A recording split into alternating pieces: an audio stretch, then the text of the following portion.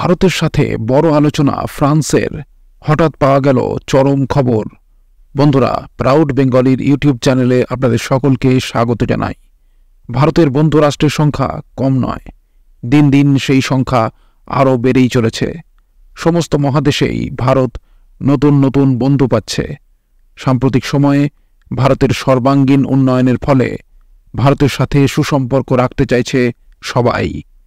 ইউরোপের দেশগুলিও ভারত নিয়ে যথেষ্ট উৎসাহী হয়ে উঠেছে।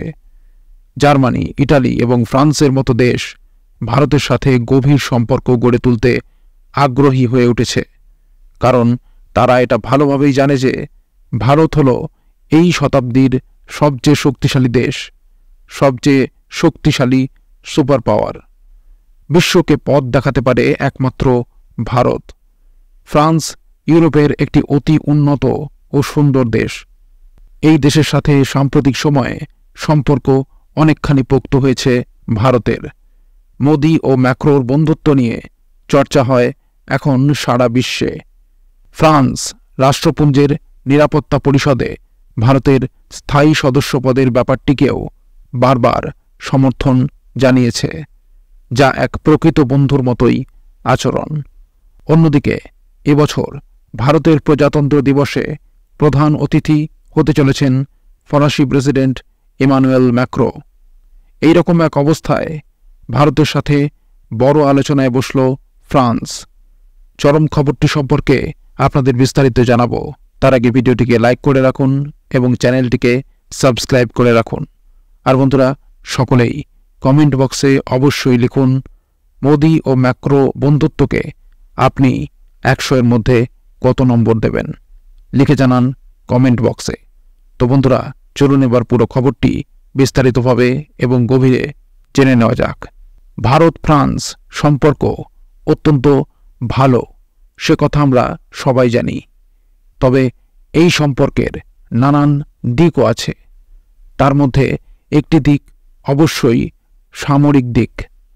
ভারত ও ফ্রান্সের মধ্যে সামরিক অস্ত্রশস্ত্র সংক্রান্ত নানান সম্পর্ক রয়েছে।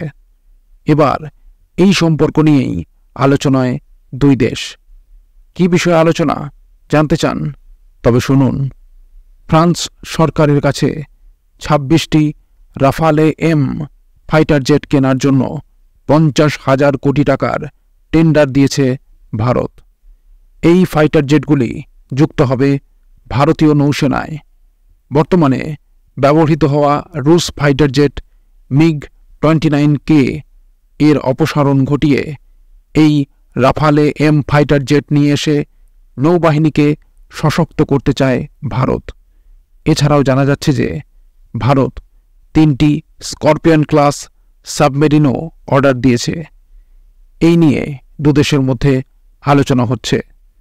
চুক্তি বাস্তবায়িত হলে তা ভারতীয় প্রতিরক্ষা ব্যবস্থাকে যথেষ্ট শক্তিশালী করে তুলবে। জানা যাচ্ছে যে এই 26টি রাফালে যুদ্ধ বিমানের মধ্যে 22টি হতে চলেছে এক চালক বিশিষ্ট এবং 4টি হতে চলেছে 2 চালক বিশিষ্ট যুদ্ধ বিমান। তো বন্ধুরা, এই ছিল পুরো খবর।